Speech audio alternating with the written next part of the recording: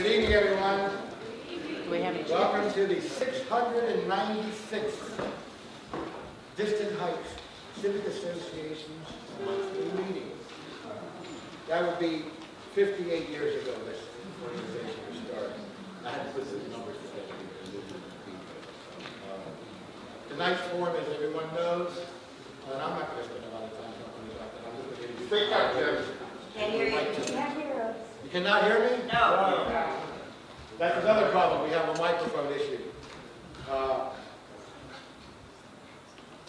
With that being said, our moderator is Mitch Perry. He's a news and politics editor. He's well known around town, and he's going to be asking the questions, and some of the written questions have already been directed to him. Mitch?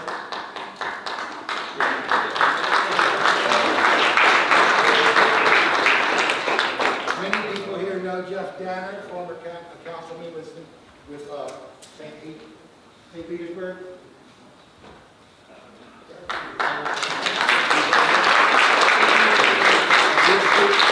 He's speaking on behalf of the Greenlight panelists. And then Randal from the Cato Institute will be his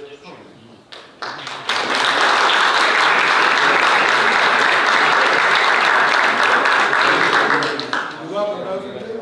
We have one little bit of business to do, and then the meeting will be entirely in their hands. And that is, I'd like everyone to stand for the Pledge of Allegiance to the flag. Pledge allegiance to the flag of the United States of America, and to the republic for which it stands, one nation, under God, indivisible, with liberty and justice for all. Let's move forward. Gentlemen, you take your seats. Do we have a box to blow?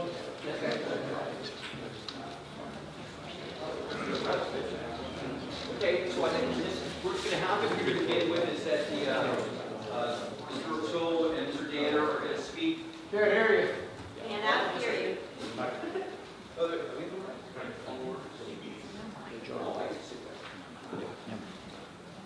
Okay, so the way it's going to work is that individual speakers are actually going to give a monologue. Is there a switch on the microphone?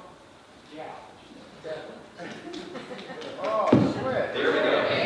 All right. Yes. Now, I'm never accused of not being able to be, resonant to my voice, but nevertheless. Okay, so this is the way it's going to start. Actually, I think I'll flip a coin to see who actually begins, but Mr. O'Toole or Mr. Danner will start first. They're going to give their own presentation, be kind of a straight monologue, and then I'll intercede after that. And I've got plenty of questions here, and there's still an opportunity for you to write some questions down. Give it to the back there, Richard in the back. I've got a few of my own. We won't go too extensive here with them. We want to kind of end around the middle of 8:15 or so. So I'm going to flip a coin, okay, right now. Randall, if you heads or tails? Heads, you should call it, okay? All right, it is, I believe, heads. Yeah, right. Okay, yeah, it's the tails. Okay, so Jeff Danner will go first. Randall O'Toole will follow up, and then we'll do the question period. Yeah, I mean, you said you wanted to do roughly 25. Okay, it takes 20. Jeff, well, it's good to be back. I haven't been here 695 times, but probably close to that amount. I always said this is one of my favorite neighborhoods, and I do think some of you are from the neighborhood here, somewhere in this crowd. But we've been working on this plan for years. I've been here before you many times talking about what eventually became Greenlight Pinellas. Started off with just we were doing our updates on our transit development plan, the MPO's long-range transportation plan. I sat on all those boards and commissions the entire 8 years I was on council. And this really, as you know, this came about when DOT came and told us that because Pinellas County is built out, 96% of the land that's available for development is developed, and they can improve our lane miles by maybe 15 or 20% over 30 years, but our vehicle miles were increasing 3 times that amount. At the time, people were buying cars and driving them younger. Our parents and seniors were driving longer. It wasn't a 2-car family anymore. It's a 3, 4-car family. Everyone in Pinellas County needs a car to get around. That's just the way we built the county. We've never really made an investment in transit like the way other communities have. And DOT just really wanted us to start looking at providing options so that we don't get into a gridlock situation down the road. We're not here to advocate against cars, against the road projects, but really what Greenlight does, it gives us a couple opportunities. One, to provide transportation options that are either very limited or non-existent in our community right now. And the other is, because we're built out, we can start thinking about how we want to redevelop our community. We're losing population. And while we've only lost 1 or 2%, that's not a big deal. I found out the other day, though, that where we've lost population between 2000 and 2010, 20% of our 30-year-olds left this county. To me, that's scary, and we need to fix that. You know, I say it's not so bad you lose 1%, but of that 1%, when your 30-year-olds are leaving and 20% of them are gone, that's our workforce. Those are our kids. That's our future, and we need to figure out why they're leaving. What is it that we can do to keep those people here? We've got an industry based on tourism. Used to be construction. There's not a lot of construction countywide. What construction we do have is residential on the beaches and downtowns. So it's this opportunity, and we've gone out and we've had thousands of meetings throughout this county. Tens of thousands of people have had input on this, talking about these projects. What is it you want? And what Greenlight Pinellas has done was figure that out. This isn't a one-size-fits-all for Pinellas County. This isn't a rail project. It's not a bus project. It's 24 different communities. It's what the technology, what the transportation needs are each of those communities, each of those corridors, each of those work centers, what works, how can we build it into our system to move forward. The light rail plan, which is sort of the spine, which gets a lot of the attention, is one part of this thing. It does go to our employment center. Gateway area has 60,000 people working there. The light rail project is designed to carry people from our 2 largest and populous employment centers in downtown St. Petersburg into Carillon and downtown Clearwater into Carillon. There is a connection over the bridge to the other side of the bay. The Howard Franklin Bridge will be replaced in 5 years. DOT is putting the money into it to build a rail corridor in the center of that. When you connect Gateway and West Shore, those 2 employment centers right now compete for businesses. Once a business moves into this area, it picks which side of the bridge it wants to be in, and then once it picks it, it never crosses that bridge again. We can combine Gateway and West Shore with a bridge that works, that has rail, that has express bus lanes, has toll lanes, has the capacity we need that won't be a parking lot. Gateway and West Shore combined become the largest employment center south of Atlanta. That's where our growth will be. We're not going to build Manhattan. We're not going to bulldoze distant heights and put condos up. The growth will be in the Gateway West Shore area for the Tampa Bay area.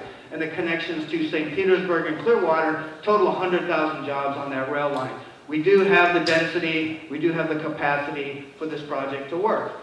Pinellas County is the most densely populated county in the state, 4,600 people per square mile.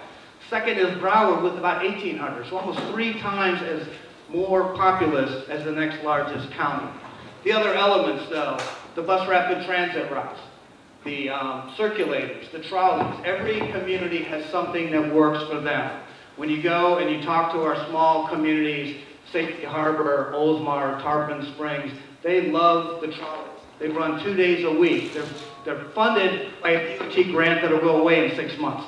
Those things are packed, standing room only. You can now take a trolley from downtown St. Petersburg to the beaches, all the way up to Sand Key, Clearwater Beach, then go from Clearwater to Dunedin, to Palm Harbor, to Tarpon Springs, Safety Harbor, and Oldsmar, just on trolleys. And that's what people like. For some reason, it's the same thing as a bus. You put a cupola and a cow catcher on it, and it's a trolley. But people like them. But I joke with ours in St. Petersburg that people have figured out the yellow ones come back. Because you have to know the transit system, the blue diesel buses, you have to know the numbers, you have to know the routes, you have to be a transit rider to use them. The trolleys are easy. It's sort of like Transit 101. You can get on it, it goes down to Central Avenue and comes back. The loopers circle around. People get to use the transit system because it's easy and convenient. When we combine 3 routes along Central Avenue, at the south end of the Suncoast Beach Trolley with the Route 35 and the downtown looper. We combined 3 into 1, ran it every 15 minutes. The ridership increased 35% almost overnight because it was convenient, it was easy, and it was quick. It's a $60 cab ride to go from the trade winds to the Dali Museum. Now you can get on a trolley for $2 and make that same ride. Our tourists expect this kind of transportation when they come here. Our most expensive property on the beaches, on the waterfront, is paved over for parking. The only way to get there is to rent a car, drive it to the beach, and park it there all week. Our hospitality workers, PSTA has the money to take them to work, but because they're shift workers, they work past midnight, the buses don't run that late, they have to get a ride home, they have to get a cab ride home. And again, that most expensive property on the waterfront is paved over for cars that sit there all day long. So like I say, we came up with this plan. The circulators in North County, suburban development, which we don't have a lot here in St. Petersburg, is challenging for transit. PSTA started these connector routes. With a 24-hour notice, they come off of the main routes from PSTA,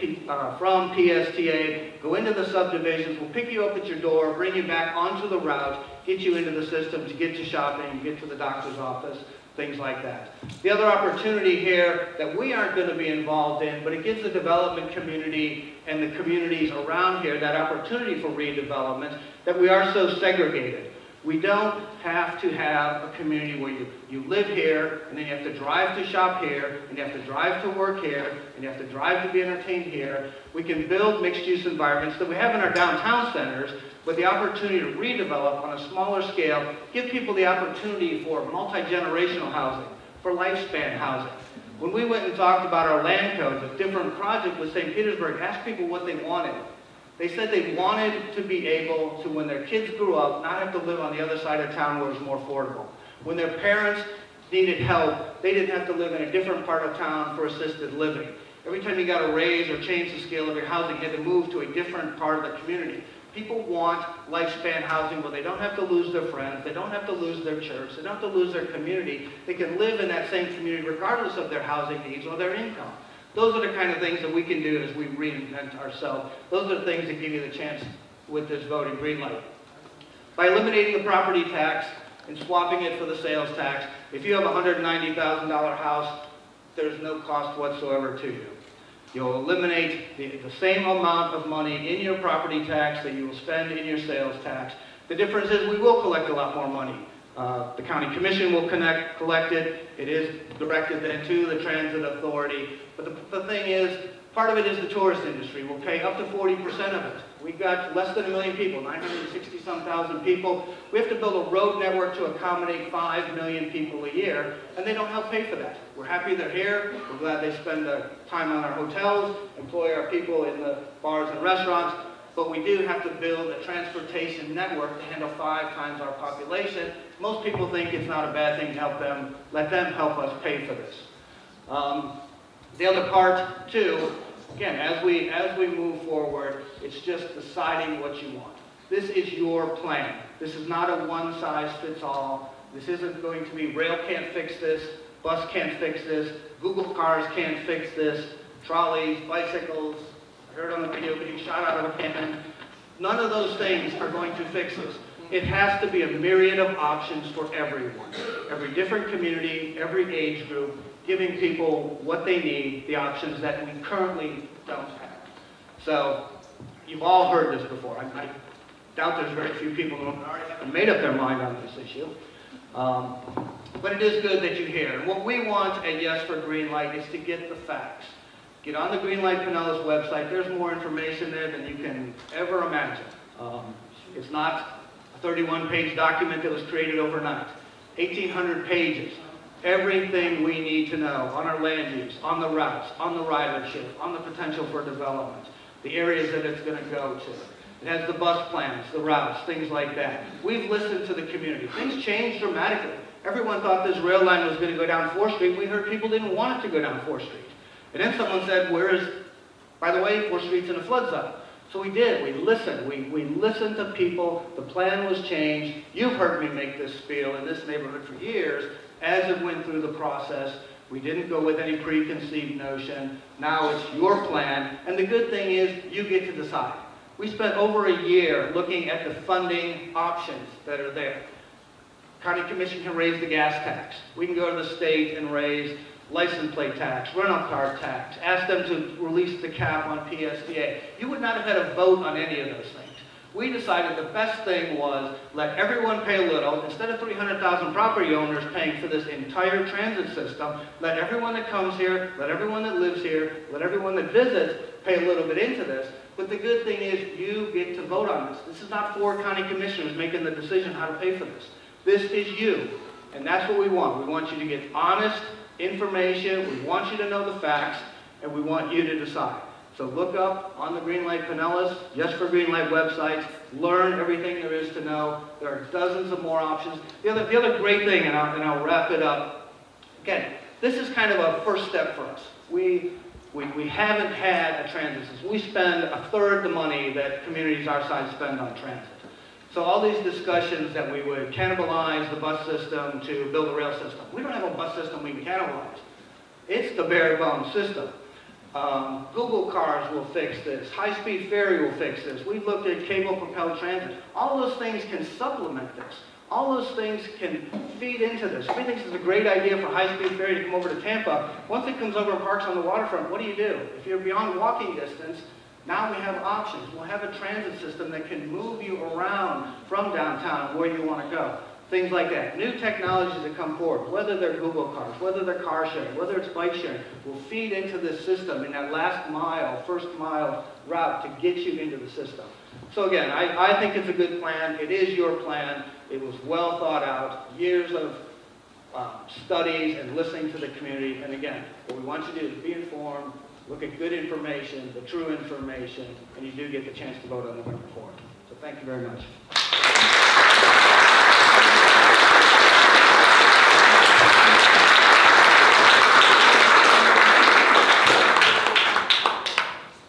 Well, thank you. Let's see, this was working a second ago. Well, I'm Randal O'Toole. I live in Oregon, but I work for the Cato Institute, which is a Washington, D.C. think tank. I'm the Cato Institute's official rail nut. I love trains. I help restore the steam locomotive. I've got a large website dedicated to trains. I also love cycling. I hate driving. I brought my bicycle with me. I bicycled 31 miles this morning, but I hate driving. So when somebody says, we're going to build a train for you that you can use instead of driving, it sounds like a great idea. The only problem is, light rail is an obsolete, expensive, outdated technology. It's based on 1930s technology. It's really, really expensive. And I'm not sure people can really understand how expensive it is. In order to get this, you're going to have the highest sales tax rate in Florida. They say, well, we're going to swap out the ad valorem tax for the sales tax.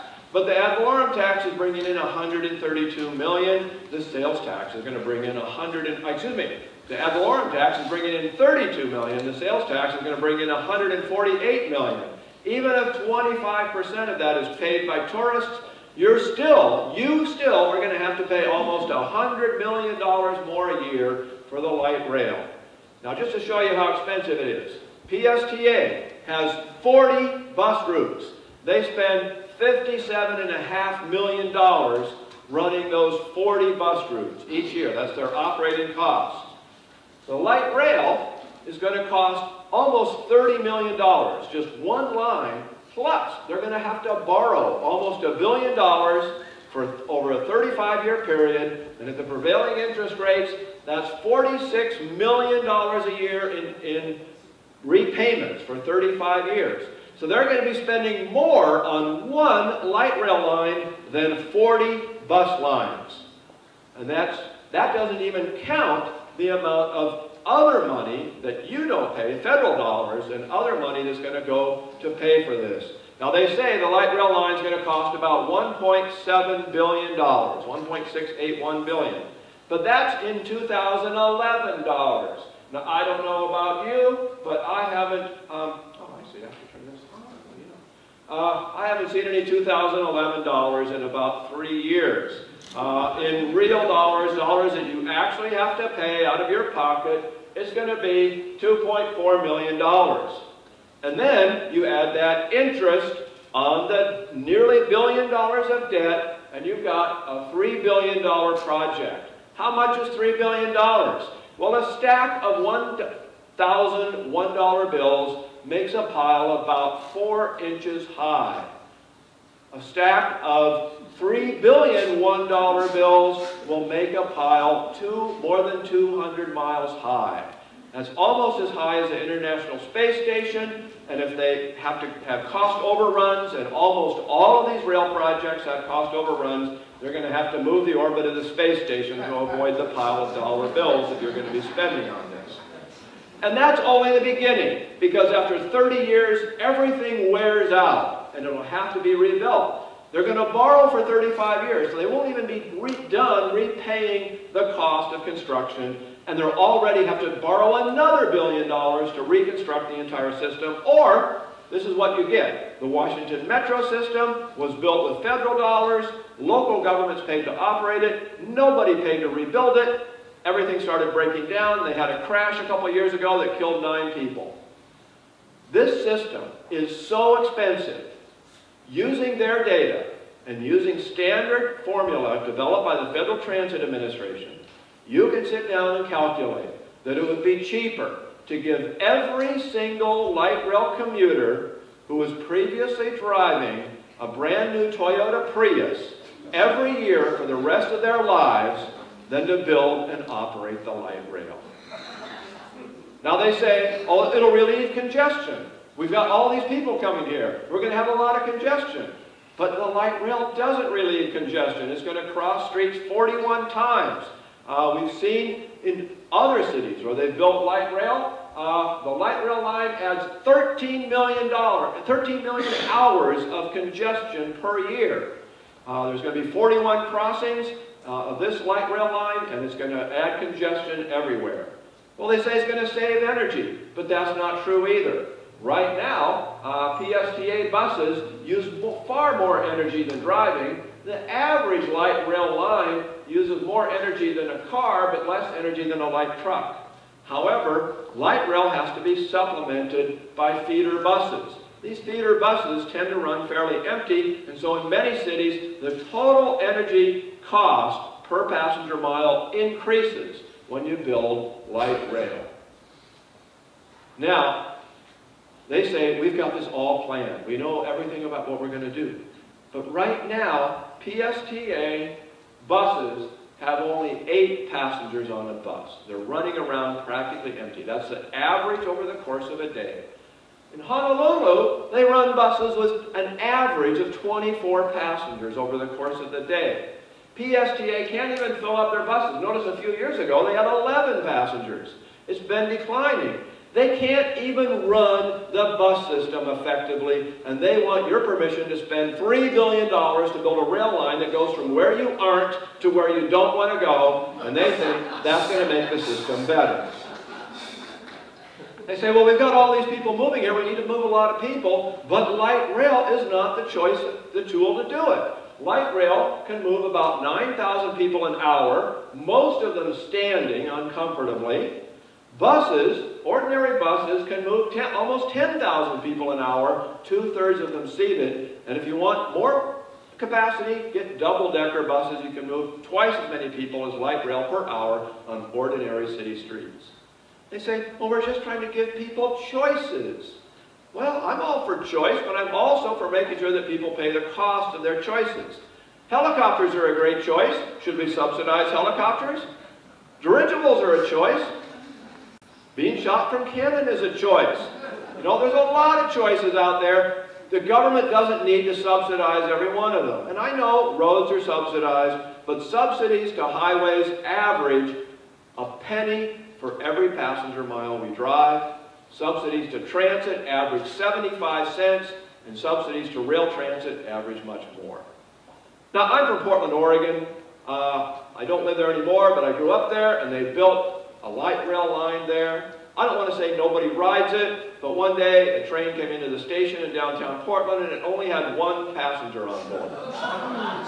Now, coyotes like to go where they know they can find solitude from people. Now, the truth is, in 1980, Before Portland built any light rail, the buses carried 9.9% of commuters to work.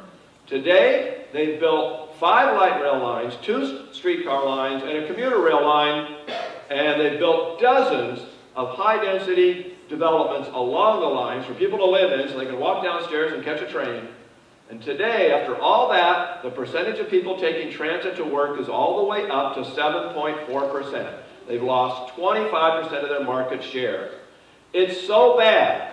Between 2005 and 2012, the Portland area gained, the city of Portland gained 50,000 new jobs. How many take transit to work? Less than 100. That's how successful Portland's light rail system is. We're getting people off the transit and into cars. Notice all the people who are driving to work. It doesn't work. San Francisco has built all kinds of rail. In the last 30 years, they've built 200 miles of rail transit. They've built all kinds of high-density developments along the transit. They've increased their population density by 2/3, and per capita transit ridership has fallen by 1/3. Per capita driving has increased. Light rail, rail transit doesn't work in getting people out of their cars. It works in spending a lot of money, and then you cannibalize your bus system, and you end up losing transit riders. Well, they say light rail is going to generate economic development.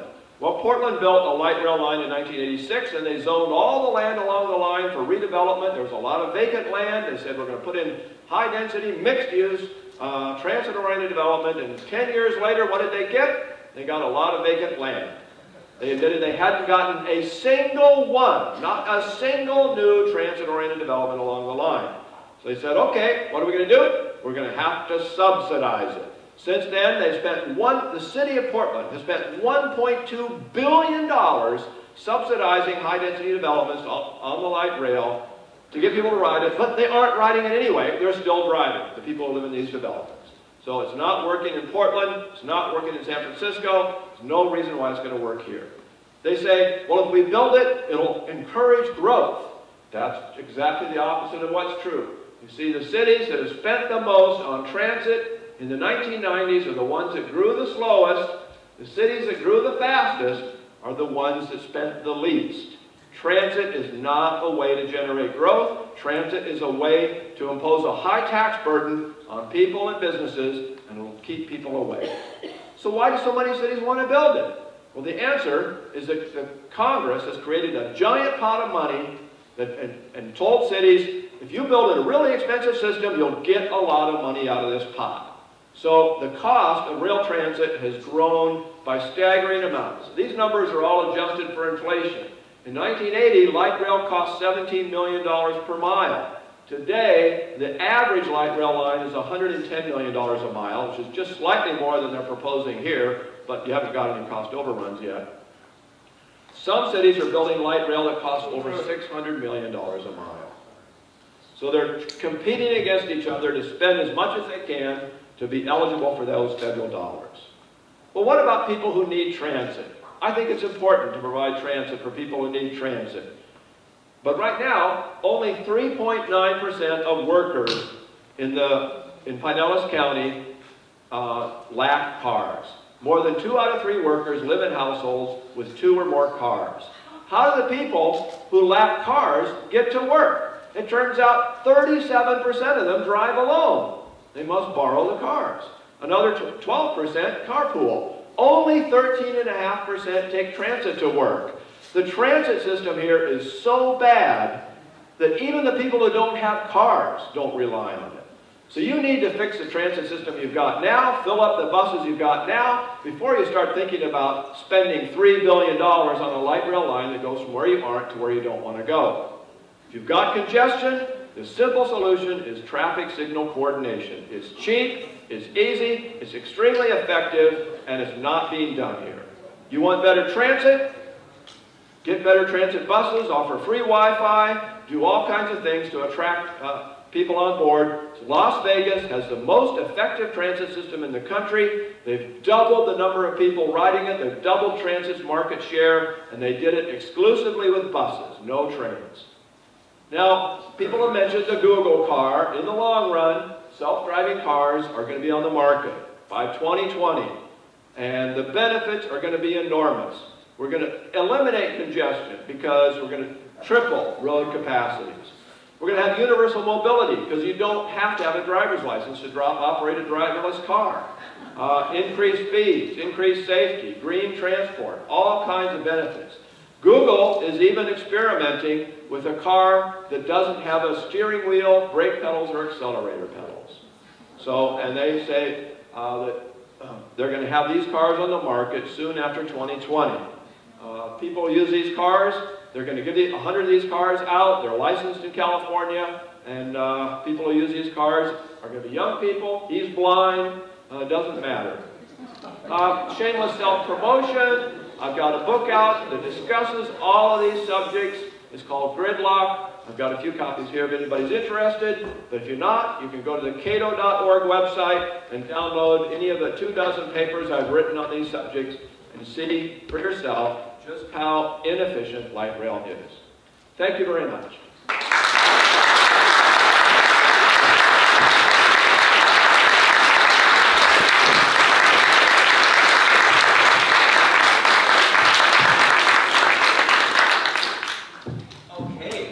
Thank you very much, gentlemen. So let's get into it. We've got a lot of questions from all of you. We'll try to get to as many of them as possible, try not to be redundant. I have a question, though, and this is sincere because I don't know Tax or Tracks got upset about this, so I don't know if you're on the same page regarding privatization, because you've written a paper supporting privatization. No, I did not. No, I saw it today on your website, 2010. Oh, I did write a paper, but not for this case. Right, okay, but so what I suggested here is that a lot of transit agencies have contracted out transit to private operators. There's still, the government still controls where the transit goes. Anyway, the government still controls where the transit goes, but the private operators, even though they pay property taxes and gas taxes and other things, and they often have unionized workers that the transit agencies don't have, then the private companies managed to do it for a little more than half the cost. That's what Las Vegas did. It enabled them to almost double the buses that they provide around their city without spending more money. So you can have better transit at lower cost than you have today. Okay, thanks. Jeff, one of the things that Randal Tool just did talk a lot about was how transit-oriented development, which is a big component, which I know that, yes, I like people talk about. He says that hasn't really shown itself to happen. Can you address that? Well, I know that every city you go to that's had a transit system built in the last 30 years, you can just look at the development around the transit stops.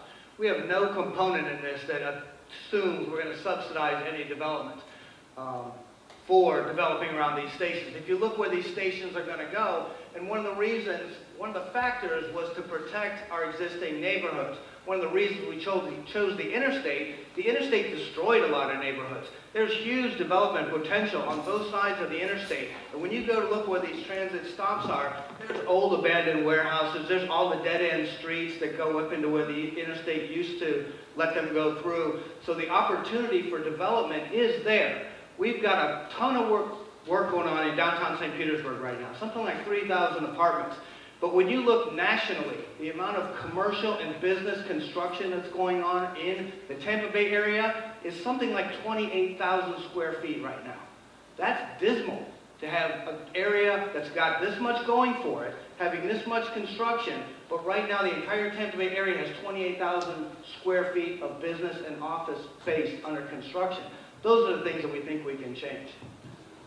We stay with you, Jeff, for a moment, and that is, I'm going to try to combine a couple questions here. I got a question earlier about how somebody said that all these neighborhood meetings have usually only been in St. Petersburg. They wish they were elsewhere.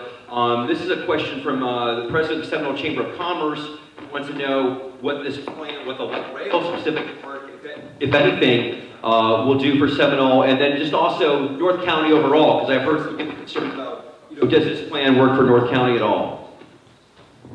Yeah, we do. It does. And in Seminole isn't on the rail line. However, the bus rapid transit, most of our bus rapid transit lines are the ones running east and west that'll connect the western cities and the beaches to the employment center, to their downtowns on the east side, and to the rail line. So There are lines along from the beach into the new area that wants to. Seminole Mall wants redevelopment. There's going to be a trolley line that will go from the beach to that redevelopment area, which is going to help them bring the tourists up there. And again, the bus rapid transit lines that will connect Seminole into where the gateway area is and the rail line. Okay, great. Randal, Tool. A couple of things. One is I know that you have opposed BRT and light rail projects of different sizes, such as in Panama City, Austin, and now here in Pinellas County. Your answer has been usually double-decker buses, but have you spent, I mean, I guess the question is that the only answer here? And is that, you know, in all these different communities that you talk about this, that's the main answer to address the transit issues that we have? Well, the reason I bring up double-decker buses is because they're often saying we need high-capacity transit. And light rail, the light in light rail is not weight, it's capacity. Light rail is low-capacity transit, by definition. So I say, if you want real high-capacity transit, then double-decker buses are the way to go. But do double-decker buses make sense in Pinellas County? Almost certainly not. What you need to do is use the buses you have more effectively. One way to do that is to run them more frequently, stop them less frequently so that they only stop about a mile apart, like the proposed light rail is going to do, but operate them on existing streets. You don't need to build dedicated busways, and that's what I'm opposing in a lot of other cities where they build dedicated busways. Los Angeles spent $22 million a mile building a dedicated busway. During rush hour, they run one bus every 8 minutes. 99.8% of the time, it's empty. It's a total waste of money. Run the buses on the existing city streets, share them with cars, share them with bicycles. I'm a cyclist, I'll share my street with a bus. So if you do that, you can use your resources effectively and provide good transit for people. Okay, Jeff Taylor, you want to respond? Yeah, I'm probably the only person that in history that ever went to Vegas and never saw the inside of a casino. I flew into a conference in Reno. I went to the downtown center. They had the most advanced bus rapid transit at the time, and I met it. It was run by Viola. Met the operators there, took the transit system to see what their bus rapid transit was. It wasn't a dedicated lane, had the optic eye, it was a great system. But while I was there, I also rode the double-decker buses, and it was a nightmare. You know who wants to get off when you stop at the bus? The guy who's upstairs and in the back. You have to get off, wait for him to come down. It's a spiral staircase. People have to get off the bus to let them get out. It does have capacity, but the time it took at every single stop was 5, 6, 7 minutes. Doesn't work when you have to walk upstairs. Aren't ADA compliant. It doesn't necessarily, it doubles the capacity, but certainly doesn't help your speed at all. Okay, Jeff, I'm going to have a couple, actually a little more questions for the asking some information about Greenlight, so I'll try to distribute the questions back and forth between the two of you, but these will be for you. Why not just raise the tax half a penny and expand the bus system only? We looked at that, and really what we heard from people was, do you want to make an investment in transportation? And the answer was yes. And when you asked, do you want it to be a penny for light rail and bus or half penny, we got the response was that people wanted the premium transit. They wanted those connections, and that bus only wasn't the answer that they felt. So that's why we did it. The other thing we did look at, again, was not just the transit, but the redevelopment. And what we found in city after city was that bus rapid transit is a great component, but nobody builds a multi-million-dollar project and moves their business to be on a bus line. The good thing about buses is they're flexible. The bad thing about buses is they're flexible. They can leave. The board, the transit agency can move it next month. The bad thing about rail is it's inflexible. The good thing about rail is it's flexible. It's not flexible. Once you literally nail the track down and you know people are going to come here, that's where the development comes. Oh, sure. You've raised this a couple times, but I've been to city after city. I can almost never find a development that's along the rail line that didn't receive its own subsidy. You can go to Dallas, you can go to Denver, you can go to San Jose, you can go to Seattle, you can go to Portland, you can go anywhere where they built light rail and they've gotten development along the light rail, and you go to the city's tax increment finance agency site, and they've given tens of millions, sometimes hundreds of millions of dollars of tax increment finance subsidies to the developers along the rail line. If you're off the rail line and they give the subsidies, they'll build it too. If you build the rail line and you don't get the subsidies, you don't get the development. It's the subsidies, which means you're going to have to pay twice. You're going to subsidize the trains, then you're going to subsidize the development. Okay, back to you, Randall. Definitely we have a problem with air quality here in the Tampa Bay area. An audience member asks, what's your solution for air pollution caused by our car emissions? Cars are getting cleaner and cleaner and cleaner. The average new car on the road today produces less than 1% as much pollution as a new car in 1970. The average of all cars on the road today produce 8% as much pollution as 1970, and they're getting cleaner all the time. The pollution problem is going away. However, you build a light rail line, you run it with electricity. What powers the electricity? Burning coal, burning fossil fuels. That produces pollution. No. Oh, Florida gets all of its electricity from renewable sources? I doubt it. Natural gas. That's a fossil fuel. You burn natural gas, you get pollution. Exactly. We hope so.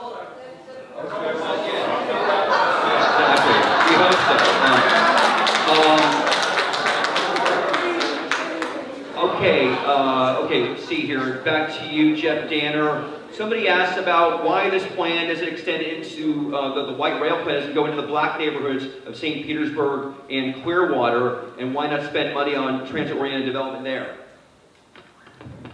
What the rail plan does, like I said earlier, is it follows where the population is. If this plan goes down First Avenue south into downtown St. Petersburg, there are African American neighborhoods that are immediately south of there that are within walking distance of the rail lines. It also has the bus program that will circulate through some of our most popular routes, bringing people in. Like I said, the rail component was to go from the 3 largest employment population centers, but it will serve not only the African American community, but the entire community through the bus network. This is an issue that Dr. David McHale brought up on his recent blog, and that is in terms of companies or even individuals who give contributions to the Yes on Greenlight campaign, should citizens be concerned that this will give them an unfair advantage when contracts bids go out to firms wanting to work on some of the construction projects that will be needed to create the light rail network? No, I don't think so. The difference here in Pinellas County is we don't have to encourage people to build here. We've got the construction going on. There is no land. We're not going to have to give subsidies to people that want to build here. We've just got to find a way to move the people around and make it efficient. There is no land. There is no competition for green space. So there is no need to give subsidies. There's no plan whatsoever to give anybody a subsidy to build anywhere near a rail line or anywhere in Pinellas County other than the ones that already exist. We do have enterprise zones. We do have transportation impact fee zones that are in the downtown cores, but there's no plan whatsoever to expand any of those accommodate rail construction. Randall, go ahead, response. We're talking about $1.7 billion of construction, actually $2.4 billion plus cost overruns. We're talking about $1 billion of loans. Are any banks donating to the Greenlight campaign? Are any construction companies donating? Are any rail car manufacturers donating? In Denver, they had a campaign, and Siemens, the Koch brothers are not going to make any money from passing or failing this measure. Siemens Transportation, which makes light rail, donated $100,000 to the campaign. After it won, the board of directors of the transit agency immediately gave Siemens a $100 million no-bid contract to buy light rail cars. Why did they give them a no-bid contract? Why didn't they ask for the cheapest bid? It was because Siemens gave them $100,000 to help ensure that the measure would pass. Nobody is going to make money if this measure loses. So they're going to save money on their taxes. Somebody's going to make a huge profit for building a $100 million a mile rail line if it passes. Politicians. Somebody just mentioned the Koch brothers. I just want to ask you, Cato, what's it do? Are they kind of involved with the Koch brothers? Well, you know, I've heard rumors that they are. I have nothing to do with fundraising. I'm serious. I live 2,500 miles away from the Cato offices. Nobody at Cato ever tells me what to do, what position to take. I think a lot of them don't even know I exist. So I understand that the Koch brothers, or rather David Koch, gives Cato about $4 million a year. No, not about $1 million a year. I don't know how much they do. I have no idea. But I understand that Charles Koch hates the Cato Institute. So I don't know what's going on. Let's stay with you, Randall, for a moment. You have used Portland as an example of public transit not encouraging growth in the urban core.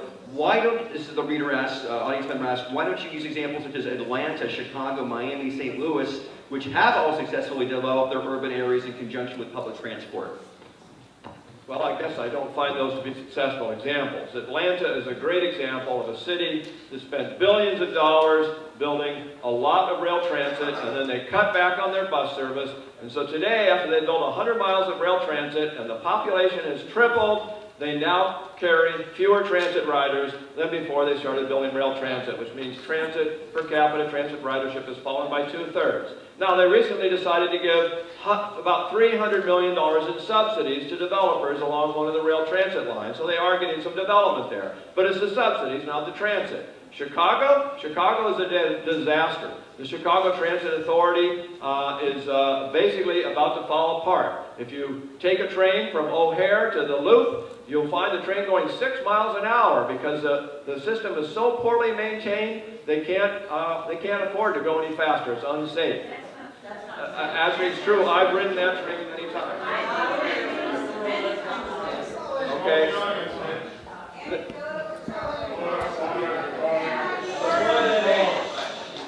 The point is, in city after city across the country, the spending on transit reduces growth. Cities that don't spend on transit grow faster. The fastest growing city in the Midwest is Indianapolis. They are not spending on transit. You can laugh. Look at the data. Okay, everybody, easy now.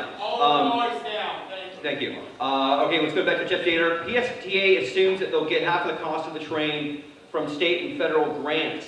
What happens if either or both of those grants are not funded or funded to the level that you're hoping for? The exact same thing when we don't get the money for roads. We plan on our road network, our bus network, assuming we'll get grants. We've had the FTA down here to look at this plan. When the grants are available, you accelerate the projects. When the ARRA, the stimulus money came through, we advanced all our road projects because grant money was available. We were ready to take it. When the money scaled back, our 5-year work program becomes a 7-year work program. That's exactly what we do with our roads. The same thing will happen with the rail. One of the things we are doing, though, we're the only community that is assuming 50% of the money will come locally. Most communities assume 50% will come from the federal government, 25% from the state, and 25% from the local government. We're going to take on the responsibility, put our skin in the game to come up with 50% of the money that moves us to the head of the line on the grant process, because we're going to be asking for less than anyone else.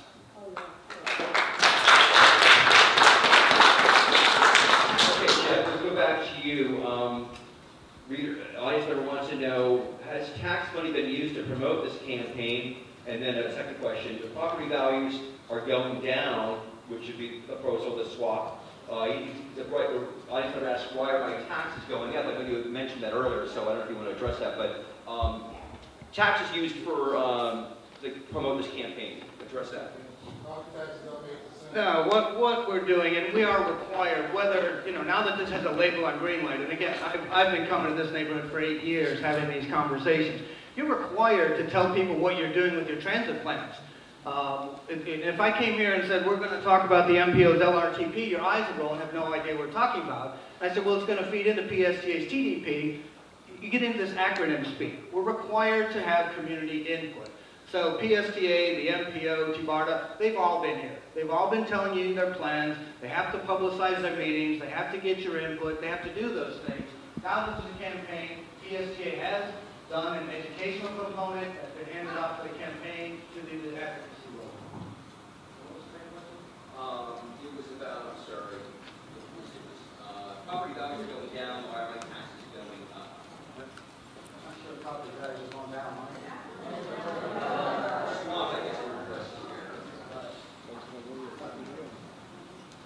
Yeah, well, like I said earlier, what it is if your house swap will be a break even. Some people will pay a little more, some will pay a little less, depending on your income and your property value. But that's why we went with this. It affects each home, every single person.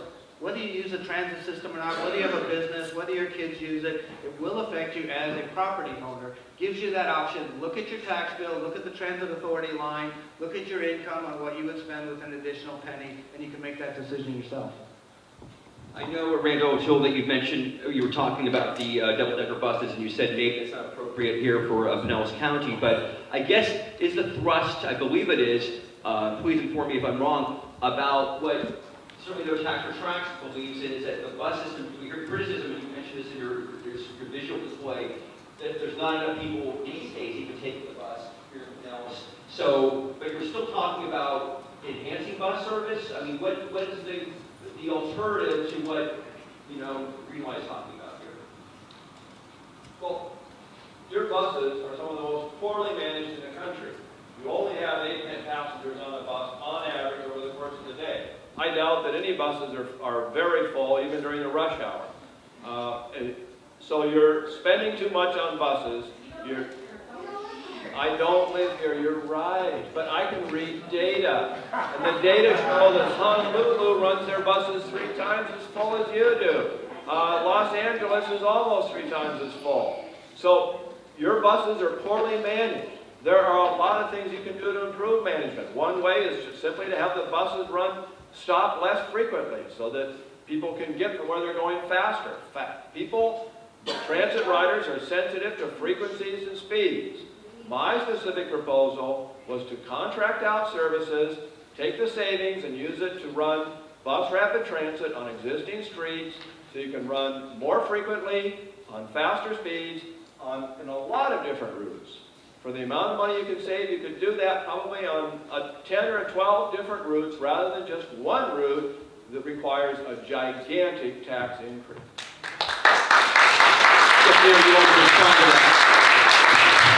I guess I just do some of those numbers where our passenger counters are showing 22 passengers per hour per route, so I don't know where the 8 passenger a day number comes from. The buses run 96% of the time on time. People complain that it takes an hour for the bus to get here. It gets there, it's on time. It only is scheduled to run once an hour. So it's difficult when we have the small investment in the system.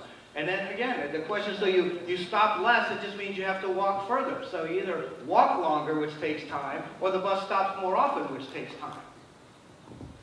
Okay, do you want to respond back to that, or I will take the opportunity?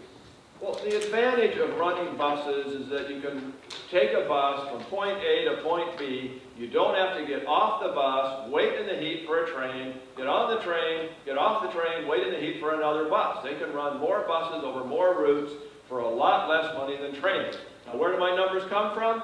The PSTA reports to the Federal Transit Administration how many passenger miles they carry and how many vehicle miles they travel. If you drive a mile and you carry 2 passenger miles, you must have had 2 people in your car when you drove that mile. When you calculate it out, they carry 8 times as many passenger miles as they drive vehicle miles, so they have 8 passengers a bus. He says 26 board per hour. That's a different measure. If they don't stay on the bus the whole hour, then that doesn't count as a passenger mile.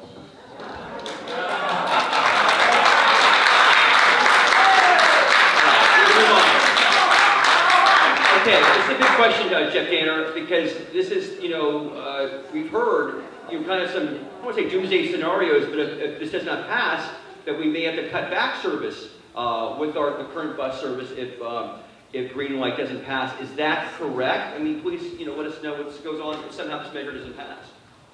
The most important thing to the passenger PSTA is consistency of service. What we don't want, and what we haven't wanted over the years, is every year raise the fares to cover the cost of gas, cut the service, eliminate the routes, have it not know when you get up and go to work in the morning that your fare is 50 cents more and the bus is gone. So we need consistent service. PSTA, about 5 years ago, even though we're required to pass a budget every year, we really laid out a 5-year scenario where we raised the fares, we raised and almost capped out the property tax. It gave us the money to build a system that we could maintain for 5 years while we have this community conversation and decide what to do. The fares haven't gone up, your property taxes haven't gone up. We spent our reserves that we put away during the good times to keep that consistency. Where we're at now is at that point, if this doesn't pass, we don't want to get back in that situation where this year you cut that route, this year you raise this fare, and in order to get another 5 years, another 10 years of consistent service, you have to start with a 25 or 28% cut. That'll then give you the consistency to match the rising cost of inflation, gas, drivers, things like that. So if this doesn't pass, in order to provide that consistency, we'll immediately make a 28% cut so that it will remain consistent for 5 to 10 years after. Thanks. Okay, this is a question for both you men, and I think this, there's one word I can't read here, but I think we get the gist of the question, and that is because we're talking a lot about bus service, which Greenlight, of course, it would enhance bus service. So you say we should, just refix the buses right now. This member of the audience says, I saw many job openings on Craigslist that include the phrase, bus riders, please do not apply. Doesn't the transit system currently prevent many folks from getting a job right now? I mean, can you address that at all? I have no idea why anybody would say bus riders not apply, but we know that buses are slow because they make frequent stops. They don't have rapid buses here. For very little extra money, you can have rapid bus service. It works a lot better. Kansas City gained 50% more riders by having rapid bus service on existing streets without building any new dedicated lanes. And that can get people to where they want to go a lot faster than they're getting today. The idea that you need to spend billions of dollars to speed up transit just a tiny bit is to me a complete waste. Okay. Jeff, want to address that? Or? Okay, let's move on. Okay, let's go back to Randal O'Toole. Let's see here. Have you considered, again, talking about buses, have you considered that buses are not full because they're currently not enough to provide a consistent, reliable transportation option? There's a myth that if you spend more money on transit, you're going to get more transit riders. Pinellas County absolutely disproves this myth. I showed you that in 1991, the PSTA buses carried an average of 11 riders per bus. Between 1991 and 2005, they greatly expanded bus service. They increased the frequencies, they went to more areas, and guess what? The number of riders per bus declined from 11 to 5.4. It fell by 50%. Then they had a recession, and they cut back on bus service, and suddenly the number of riders per buses grew to 8. So does that mean that you should spend less money to get more riders? Should you spend more money to get less riders? I think you need to reconfigure your system to be work better for people rather than working better for the taxpayers or the transit agency that's trying to spend as much of your money as they can. But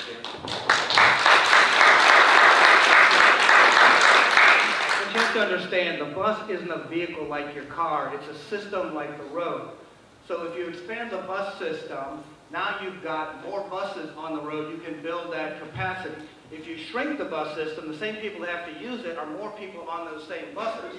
It's kind of like the chart we've seen with the no tax for tracks people showing that 6 or 7 of the buses carry 60% of the people, and we should eliminate the rest. Those buses are the ones that go from the neighborhoods to feed the higher routes. They are less productive, but they're bringing people from the neighborhoods onto the corridors. It would be the same as saying the interstate gets 160,000 cars a day. That's our model. Fifth Avenue North only gets 25,000 cars a day. Let's shut Fifth Avenue North down. It feeds the interstate. You're not counting the count. It's part of a system. It can't be viewed as a single vehicle that does the function. It's part of a system. If you haven't seen, Mr. O'Toole has written an analysis of the PSTA plan. It's available online, and Randal O'Toole has an issue with that, I guess. He says, you cite a couple of sources in your white paper to support your opinion. One is the Transportation Energy Data Bank, I believe? Data book, excuse me. The numbers in your paper do not match up with the data book. Another study you cite is a slideshow. Now the study, please explain how your white paper does not use peer-reviewed sources to support its claims. Well, I'm not not all that impressed with peer-reviewed sources, since people have proven that people have submitted nonsense papers to peer-reviewed journals and gotten them published. So peer review isn't the issue. The issue is, are my data valid? And almost all my data come from the Census Bureau, the Department of Transportation, or the Department of Energy, or the PSTA. And if those data sources aren't valid, then there are mistakes in my report, and I apologize for those mistakes. But I would look to the people who generated those data, the Census Bureau, the Department of Transportation, and PSTA, rather than to me to criticize for the invalidity of the data. Jeff, this is something that Mr. Poole has been bringing up the last couple of days. He's been in town, and I don't know if you've had a chance to understand and hear the criticism, but the issue, I should say. He says the Greenlight financial analysis by Ernst & Young indicates a capital cost of $2.493 billion for the train. Also mentions a $1 billion TIFIA loan. Why is the appropriate interest cost of $700 million over 35 years not shown in the cost? Yeah, interest cost, excuse me. Why is that $700 million over 35 years not shown in the cost of the train? Can you address that? Yeah, sure. You talked about this, maybe you could. Well, the financial assessment says that they're going to have to borrow $978 million to run the train. They're going to borrow most of it using a federal fund called TIFIA. You can go to the TIFIA website online. It says the current interest rate is 3.17%. They want to borrow over 35 years. You can use a mortgage calculator. At 3.17%, the total interest they're going to pay is about $630 million. If the rate goes up, they're going to pay more. If it goes up to 3.4%, they're going to pay $700 million. They never mention that in any of their plans. They never mention it in any of the analyses. That's interest that you are going to pay on top of the construction cost, on top of the operating cost, and it's going to be a heavy burden to the community. I read the paper earlier today. I didn't know the specifics of that particular question, but certainly with the Ernst & Young, it did speak of phasing it, of the cost of the bonding and the issues, and how this would go over the 30-year period of it, so 35. How the buses would be phased, how the rail cars would be replaced. So I'm really not sure what specific detail that is. I'm not familiar. Okay. Let's move on. Jeff, let's stay with you here. Technical question. Will the tracks for the light rail be elevated? Those are decisions that will be made as what the next part is, the environmental impact study. What you have to do, and that's a very expensive thing, that'll determine which side of the road, where specifically the stops will be made. There will be opportunities for things where you'll have to elevate it to get in and around the interstate. As it comes down the interstate and makes that left turn on First Avenue South, that's an area that might have to be elevated. As it goes through the interstate, those decisions will be made. Elevated rail is considerably more expensive than that grade, which is one of the reasons we chose the interstate and that right-of-way to avoid as much of that expense as possible. I do want to, on that issue, because it comes up a lot that we should elevate it over the intersections. And I think it's a mistake to say that these trains are running through the middle of every single 41 intersection. Typically, your rail is going to run, say, on the right side of East Bay Drive. So when it comes to Belcher, it's not going to disrupt 16 or 18 movements of that Belcher interstate. It's going to be on the right side of the road. It'll pass over Belcher, won't touch Almerton or East Bay, and will be synchronized with the lights so that it won't have to be elevated. It'll be a red light anyway. The rail will only cross Belcher. It won't be in the middle. It won't disrupt 16 operations at that intersection. Jeff, stay for a second. I think you might have mentioned this earlier, but just who was all involved, different agencies? I know you mentioned the community, but who else truly for the 16 route network we have right now? Who put that together? Who helped put that together?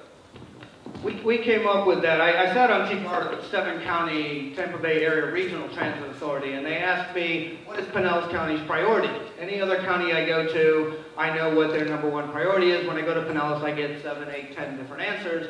I didn't know that answer. So we put together a workshop or a transit forum and invited all of the elected officials in Pinellas County that are involved with transit and land use. I was going to have it in City Hall, and I found out there's 38 elected officials that sit on the MPO, PSGA, TVAR, the Pinellas Planning Council, the County Commission. So we had to rent a hall and had it. And really what we decided was 38 officials is probably too many to make that kind of decision in the first place. We did combine the MPO and the PPC and reduce that number as a result of that. But we did create our advisory committee, which was 2 members of each of those organizations, 2 of the MPO, 2 of PSTA, 2 TBARTA, and 2 of the County Commission. We also invited 2 members of Hillsborough, 1 from the MPO and 1 from Hart, to participate in this project. When we did that, both the federal and state departments, the FTA and the FDOT, said, you guys figured it out. This is the way to do it. Get everyone at the table. MPO is a planning agency, PSTA is an implementing agency, TBART is a regional agency. You're all at the table, you're all making the decisions. We shared in the cost, we shared in the staff time, we shared in the outreach to the community, so everyone was involved, which is how we got the comprehensive plan we did. Okay, great. I think those are all the major questions I have here for you two, so I'm going to give you a minute to maybe wrap up. Randal, Thank you. It's real easy, if you're a transit agency spending $58 million a year running a bus system, to talk about spending $3 billion of other people's money building a rail line that's only going to serve a tiny portion of your transit riders. It's real easy when you have a transit agency that's ineffectively serving transit riders at all. It's only carrying 1.6% of workers in the region to work. And as I say repeatedly, the average bus is only carrying about 1/3 as many people as buses in other cities. It's real easy to say, well, the solution is to give us a lot more money. I think the solution is to get your house in order, get your transit system working today, and solve today's problems today, and then see about what you need for tomorrow.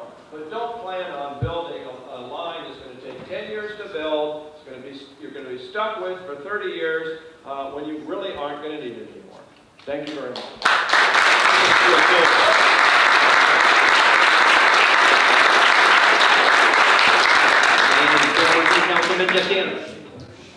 Thank you. I think the unique thing, every community is different, and we looked at those communities. We looked at Dallas and Denver and Charlotte. We traveled to those and looked at them, and there are things we can learn from that, but there are also things that don't work here.